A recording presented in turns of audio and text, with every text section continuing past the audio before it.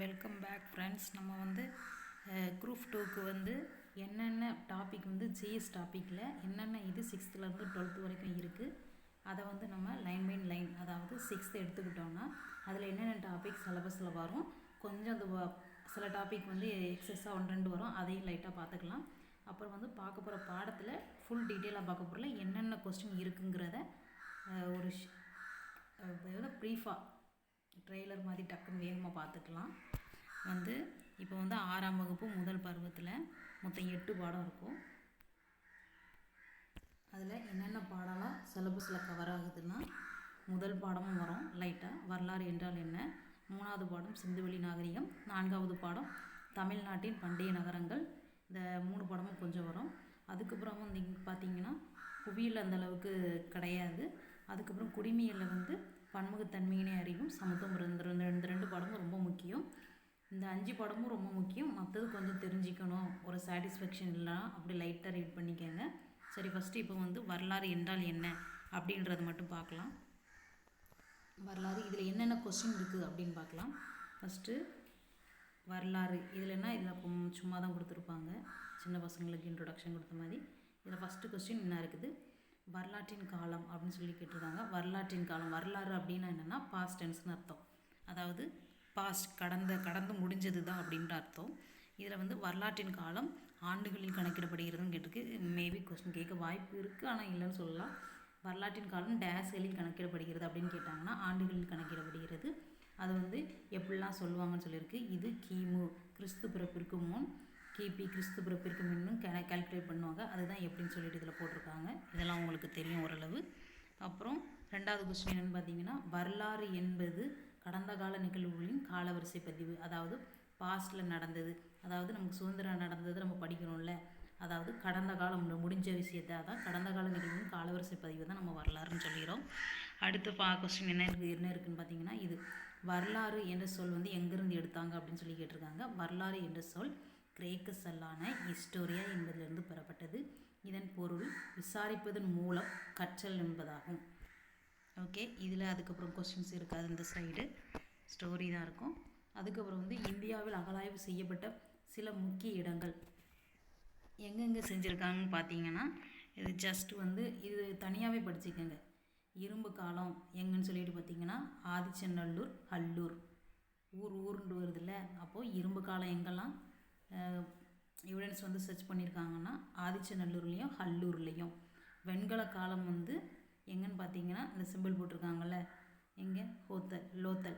வெண்கல காலம் நம்ம படிப்போம், சிந்துவெளி நாகரிகம் அந்த இதில் வந்து வெண்கல காலம் எதுனா லோத்தல். இரும்பு காலம் எங்கே, ஆதிச்சநல்லூர், ஹல்லூர். வெண்கல காலம் வந்து லோத்தல். அப்புறம் வந்து புதிய கற்காலம்னு கேட்டிங்கன்னா நிறையா இருக்கும். புதிய கற்காலம் இந்த மேலே இருக்குது அவ்வளோமே. புர்ஜகோம், மெகர்கர், கோல்டிவா, மாகரா, சிரண்ட், டயோஜெலி, ஜோங்க்னு நினைக்கிறேன். இதில் வந்து ஃபஸ்ட்டு வந்து இந்த 3 எதில் கம்மியாக இருக்கோ அதை நல்லா படிச்சுக்கோங்க. அப்புறம் நிறையா இருக்கிறது வந்து மற்றதெல்லாம் அதுக்கு வரும், கொஞ்சம் கெஸ் பண்ணியாவது எழுதிக்கலாம். பழைய கற்காலம்னு பார்த்தீங்கன்னா பிம்பேட்கா, கன்சிகா, கன்சாகி, பள்ளத்தாக்கு, அத்திரம்பாக்கம். ஷார்ட்கட்டாக படித்தேன், அதனால் அது டக்குன் ஃப்ளோவில் கன்சிகான்னு வருது. பிம்பேட்கா, கன்சாகி, பள்ளத்தாக்கு, அதிரம்பாக்கம், இந்த 3ம் பழைய கற்காலம் சேர்ந்தது. நெக்ஸ்ட் என்ன கொஸ்டின்ஸ் இருக்குன்னா, நாணயவியல், நாணயங்கள் பற்றிய படிப்பு அப்படின்னு கேட்டாங்கன்னா நாணயவியல். கல்வெட்டுகளை பற்றி படித்தாங்கன்னா கல்வெட்டியல், அதாவது கல்வெட்டுனா என்னது, எழுத்து பொறிப்புகள் பற்றிய படிப்பு. நெக்ஸ்ட் என்ன கொஸ்டின் இருக்குதுன்னு பார்த்தீங்கன்னா, இந்த பேஜில் வந்து என்ன இருக்குது அப்படின்னா, ஃபஸ்ட்டு கொஞ்சம் ரொட்டேட் பண்ணிக்கோங்க, எனக்கு ஆப்ஷன் இல்லை இதில். இது வந்து தொல்பொருள் சான்றுகள் அப்படின்னா இது வந்து அதிலே கொடுத்துருக்காங்க பாருங்கள். பொருள்னு சொல்லியிருக்காங்க, திங்ஸு. இதில் வந்து பார்த்திங்கன்னா தொல்பொருளில் வந்து கைத்திறன் பொருட்கள், கையால் செஞ்சது, அணிகலன், கருவிகள், பொம்மைகள், பானைகள். ஓகேவா. நெக்ஸ்ட்டு வந்து நாணயங்கள். அதுக்கப்புறம் வந்து கல்வெட்டுகள் என்னென்னா செப்பேடு, கல்வெட்டுகள், அதாவது நம்ம பதிக்கும்ல எழுத்து பொறிப்பாது கல்வெட்டுகள், அதில் வந்து என்னெல்லாம் வருதுன்னா செப்பேடு, உலகத்தூண், கோவில் சுவர் கல்வெட்டு, பாறை கல்வெட்டுகள். நெக்ஸ்ட்டு வந்து நினைவு சின்னம் எங்கெல்லாம் இருக்குன்னா அரண்மனை, கோட்டை, கோயில், ஸ்தூபி, மடங்கள். இதெல்லாம் எக்ஸாம்பிளுக்கு கொடுத்துருக்காங்க, அதை தெரிஞ்சுக்காங்க. மடங்கள் வந்து டபாங் மடம்னு சொல்லியிருக்காங்க. ஸ்தூபி, சாஞ்சி ஸ்தூபி. அப்புறம் வந்து தஞ்சை கோயில், வேலூர் கோட்டை, அரண்மனை வந்து திருமலை நாயக்கர் மஹால். இது சேர்ந்தே படித்தோம்னா ஒரு ஃப்ளோவில் அப்படி வந்துடும். அதுக்கப்புறம் வந்து இலக்கிய சான்றுகள் அப்படின்னு சொல்லி எடுத்திங்கன்னா 2ஆக பிரிச்சிருக்காங்க. மதச்சார்பற்ற இலக்கியம், மதச்சார்புள்ள இலக்கியம். மதச்சார்பற்ற அப்படின்னு சொன்னோன்னா இப்போ வந்து ராமாயணம், மகாபாரதம், அதுக்கப்புறம் திருவாசகம்லாம் மதம் சார்ந்தது தானே, ஒரு கடவுள் வழிபடுறது. அந்த மாதிரி இருந்துச்சுன்னா அது வந்து மதம் சார்பற்றது கிடையாது, மதம் சார்புள்ள இலக்கியம். மதச்சார்பற்ற அப்படின்னு சொன்னோன்னா பொதுவாக எழுதுவாங்க, எல்லாருக்குமே பொருத்தமானது. அதாவது திருக்குறளை எடுத்திங்கன்னா எல்லா மக்களுக்கும் பொருத்தமானதாக எழுதியிருப்பாங்க, பொதுவான ஒரு கருத்தை கூறியிருப்பாங்க. அப்புறம் வந்து ஒரு டூரிஸ்ட் கைடு மாதிரி எழுதுறது, நாட்டுப்புற கதைகளை, அதுக்கப்புறம் வந்து ஒரு ஊருக்கு போயிட்டாங்கன்னா அந்த ஊரில் என்ன நடந்துச்சு அப்படின்னு எழுதுறதெல்லாம் மதம் சார்பற்ற இலக்கியங்கள். அதில் வந்து ஃபஸ்ட்டு வந்து சாகுந்தலம், காளிதாசரின் சாகுந்தலம், அது வந்து காப்பிய பாடல். நெக்ஸ்ட்டு வந்து வெளிநாட்டு பயண குறிப்புகள். அதுக்கப்புறம் வந்து இந்திய ஆசிரியர்களின் நூல்கள், எக்ஸாம்பிளுக்கு திருக்குறள் கொடுத்துருக்காங்க. அதுக்கப்புறம் வந்து நாட்டுப்புற கதை பாடல்கள். அப்புறம் வந்து மதச்சார்புள்ள இலக்கியங்கள் அப்படின்னு எடுத்துக்கிட்டிங்கன்னா இதிகாசங்கள், பக்தி இலக்கியங்கள்னு சொல்லுவாங்க. இதிகாசம்னா ஒரு கதை வழியாக வந்த, அதாவது உங்களுக்கே தெரியும், ராமாயணம், மகாபாரதம். பக்தி இலக்கியங்கள் அப்படின்னு சொன்னால் கடவுளை வழிபடுறது, தேவாரம், 4000 திவ்ய பிரபந்தம், திருவாசகங்கள். அதுக்கப்புறம் நெக்ஸ்ட்டு என்ன கொஸ்டின் இருக்குதுன்னு பார்த்தீங்கன்னா இதில் வந்து இதில் வந்து ஒரு பாயிண்ட்ஸ் கொடுத்துருப்பாங்க. பண்டைய மனிதர்கள் குகைகளில் வாழ்ந்தபோது பாறைகளில் ஓவியம் வரைஞ்சாங்க. இவை பாறை ஓவியங்கள் என்று அழைக்கப்படுகிறது. தமது வாழ்க்கை நிகழ்வையும் பதிவு செய்வதற்காக இவ்வாறு செய்திருக்கலாம். அதாவது இதில் ஒரு பாயிண்ட் இப்போ வந்து ஸ்டேட்மெண்ட்டாக கேட்கும்போது கொஸ்டின் கேட்கலாம். ஏன்னா அவங்க வந்து பழைய மனிதர்கள் குகைகளை வாழும்போது பெயிண்டிங்லாம் பண்ணியிருப்பாங்க. அது வந்து கோட்டு ஓவியமாக இருக்கும், மண் துகளை வச்சு தான் யூஸ் பண்ணியிருப்பாங்க. அதில் வந்து அவங்களுடைய வாழ்க்கை நிகழ்வுகளான டான்ஸு, வேட்டையாடுறது, அது வந்து வெளியே போக முடியாத மக்களுக்காகவே, அதாவது வேட்டையாட போக முடியாதவங்களுக்காக ட்ராயிங் பண்ணி இந்த மாதிரி நடந்துச்சு அப்படின்னு சொல்லி சொல்கிறதுக்காக வரைஞ்சிருக்கலாம் அப்படின்னு சொல்கிறாங்க. அதுக்கப்புறம் அடுத்த கொஸ்டின்ஸ் இதில் இருக்குது. இந்த பாயிண்ட் தெரிந்து கொள்வோமா, இது ரொம்ப பிடிச்ச ஒரு பாயிண்ட்டு. பண்டைய இந்திய அரசர்களில் பேரும் புகழும் பெற்ற அரசர் அப்படின்னு சொன்னோன்னா அசோகர். இது ஒரு பாயிண்ட்டு. அடுத்தது வந்து இவருடைய ஆட்சியில் தான் புத்த மதம் ஆசியா, நல்லா நோட் பண்ணுங்கள், ஆசியாவின் பல்வேறு பகுதிகளுக்கு பரவிச்சுன்னு சொல்கிறாங்க. கலிங்க போருக்கு பின் பல உயிர்கள் மடிவதை கண்டு வரைஞ்சி போரை கைவிட்டுருவார். அதுக்கப்புறம் தொடக்கூடாது அப்படின்னு சொல்லிட்டு, அதற்கு பிறகு புத்த சமயத்தை தழுவி அமைதியும் அறத்தையும் பரப்புவதை தன் வாழ்வையே அர்ப்பணித்தார். ஃபஸ்ட்டு பாயிண்ட் வந்து பண்டைய இந்திய அரசர்களில் பேரும் புகழும் பெற்ற அரசர் அசோகர். 2வது பாயிண்ட் வந்து இவர் புத்த மதத்தை ஆசியாவுக்கு பரப்பினார். 3வது வந்து கலிங்க போருக்கு பின் வந்து நிறைய உயிர்கள் மடிவதை பார்த்த உடனே போரை திறந்துருவார். அதுக்கப்புறம் வந்து புத்த மதத்தை தழுவுறாங்க. அப்புறம் வந்து அடுத்த பாயிண்ட் என்ன வரும்னா இந்த கொஸ்டின்ஸ் வந்து அது அவங்க சொன்னது தான். வெற்றிக்கு பின் போரை துறந்த முதல் அரசர் அசோகர்.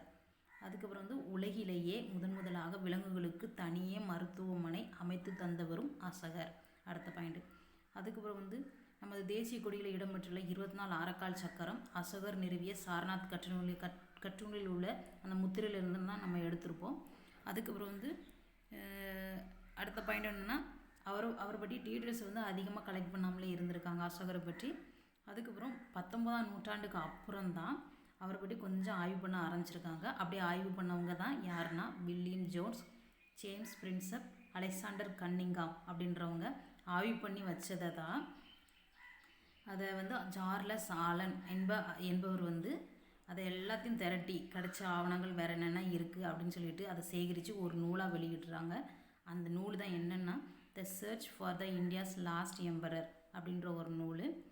அதில் வந்து அவங்கள பற்றி டீட்டெயில்ஸ் இருக்குது. அதுக்கப்புறம் வந்து நம்ம இப்போ எவிடன்ஸ் வேணாம் அப்படின்னு சொன்னாங்கன்னா அசோகரை பற்றி எங்கெல்லாம் இருக்குன்னா சாஞ்சி ஸ்தூபி, சாரநாத் கற்றூனில் கிடைக்கிது. அதுக்கப்புறம் வந்து நெக்ஸ்ட்டு இதில் என்ன கொஸ்டின் இருக்குன்னா அந்த அளவுக்கு இருக்காது.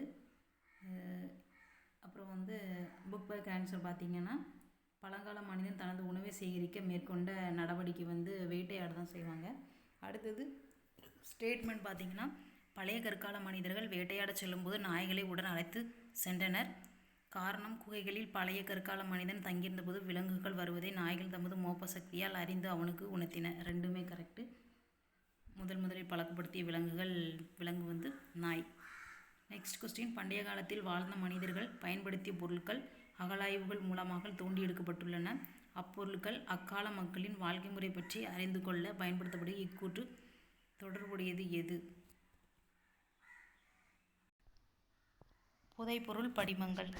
நெக்ஸ்ட் கொஸ்டின் என்னன்னு பார்த்தீங்கன்னா, பழைய கற்காலம். தவறான இணையை கண்டுபிடின்னு சொல்லியிருக்காங்க. பழைய கற்காலத்தில் தான் கற்காலம். பாறை ஓவியங்கள் குகைச்சுவரில் இருக்கும். செப்பு தகடு ஒரு வரலாற்று ஆதாரம். பூனையாக அவங்களுடைய முதல் விலங்கு கிடையாது, நாய். அதனால் இதுதான் தவறான ஆன்சர். நெக்ஸ்ட் கொஸ்டின், மற்ற தொடர்களிலிருந்து வேறுபட்ட ஒன்றை கண்டுபிடி. பாறைகள் மற்றும் குகைகள் ஓவியம் வரையப்பட்டிருந்தன. கரெக்டு. வேட்டையாடுதலை குறிப்பதாக ஓவியங்கள் இருந்தன. கரெக்டு. பழங்கால மனிதன் தனது குடும்ப உறுப்பினர்களுக்கு வேட்டையாடுதலை எடுத்துரைப்பதற்காக வரைந்திருக்கலாம். கரெக்டு. பல வண்ணங்களில் ஓவியங்கள் வரையப்பட்டிருந்தன. தப்பு. அவங்க மண் துகள் அந்த மாதிரி தான் யூஸ் பண்ணியிருந்தாங்க. அப்புறம் பழைய கற்கால மனிதன் பெரும்பாலும் வாழ்ந்த இடங்கள் குகைகளில் வாழ்ந்தாங்க. நெக்ஸ்ட்டு இதில் ஒன்று எக்ஸஸாக கொடுத்துருப்பாங்க ஒரு கொஸ்டின். வரலாற்றின் தந்தை யாருன்னு சொல்லி கேட்பாங்க. ஹெரடோட்டஸ். அடுத்தது ஹெரடோட்டஸ்.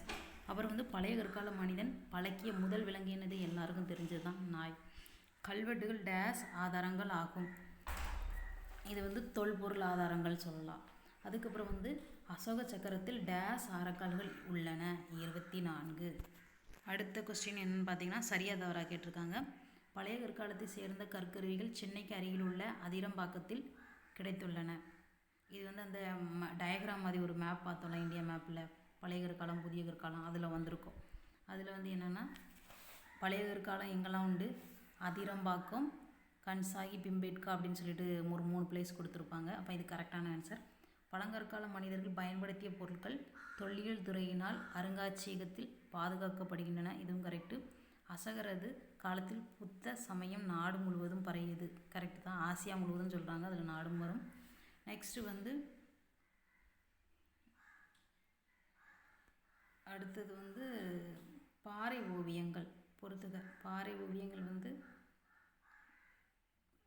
ஓவியங்கள் வாழ்க்கை முறையை புரிந்து கொள்வதற்கு உதவுகிறது. எழுதப்பட்ட பதிவு எழுதுனது என்னன்னு கேட்டிங்கன்னா, செப்பேடு. அசோகர் மிகவும் புகழ்பெற்ற அரசர். மதச்சார்புள்ள இலக்கியம் தேவாரம். அடுத்தது கொஸ்டின் என்ன? இதெல்லாம் தெரிஞ்சுக்குங்க. புக் பேக்கு நாட்டு அவ்வளோதான். புக் பேக் பின்னாடி பார்த்தீங்கன்னா அவ்வளோதான் இருக்குது. இதில் இன்னொன்று கொடுத்துருக்காங்க, கட்டடக வினாக்கள்னு சொல்லிட்டு. இதுலேயும் அதே கொஸ்டின் தான் கேட்டிருப்பாங்க. ஜஸ்ட் பார்த்துக்கலாம். இது அன்று மனிதர்கள் என் மீது கிறுக்கினார்கள், வண்ணமை கொண்டு ஓவியம் வரைந்தனர், இன்று என்னை உடைத்து வீடுகள் சாலைகள் அமைக்கின்றன, நான் யாருன்னு கேட்டிருக்காங்க. கல்வெட்டில் தானே, கல்வெட்டு பாறையில். ஏதேனும் இரு தொல்பொருள் ஆதாரங்களை கூறுன்னு சொல்லியிருக்காங்க. தொல்பொருள் ஆதாரங்கள் நிறைய இருக்குது. பானை, அம்பு, மட்பாண்டம் அந்த மாதிரி எழுதலாம். இலக்கிய சான்றுகளின் வகைகளை கூறு. இலக்கியம் மகாபாரதம், ராமாயணம். அதுக்கப்புறம் பொது ஆண்டுக்கு முன் இதன் விரிவாக்கம். பொது ஆண்டுக்கு முன், அதை நானே சொல்லிட்டேன், பொது ஆண்டுக்கு முன். அப்புறம் ஹிஸ்டோரியா என்னும் கிரேக்க சொல்லுக்கு என்ன பொருள்னு கேட்குறாங்க. விசாரிப்பதன் மூலம் கற்றல் அப்படின்னு பார்த்தோம்ல. வரலாறு என்ற சொல் கிரேக்க சொல்லான ஹிஸ்டோரியா என்பதிலிருந்து பெறப்பட்டது அப்படின்னு சொல்லிட்டு வரோம். பொது ஆண்டு இதன் விரிவாக்கம்னு சொல்லிட்டு கேட்டிருக்காங்க. நானே சொல்லியிருந்தேன் சார். பொது ஆண்டு. கல்வெட்டு குறிப்புகளை பற்றி ஆராயும் துறை கல்வெட்டியல். நாணயங்களை ஆராயும் துறை நாணயவியல். நீங்கள் பேச, பார்க்க, கேட்க, எழுத, படிக்க உதவுவேன். இது கொஸ்டின் கிடையாது. இவ்வளோ தான். இது ஒரு பாடம் நம்ம முடிச்சிட்டோம். அடுத்த பாடம் சிலபஸில் இருக்க டாபிக். அடுத்த இது பார்க்கலாம். பிடிச்சிருந்தால் இதை கண்டினியூ பண்ணலான்னா ஒரு லைக் போட்டு விடுங்க. Thank you for your support.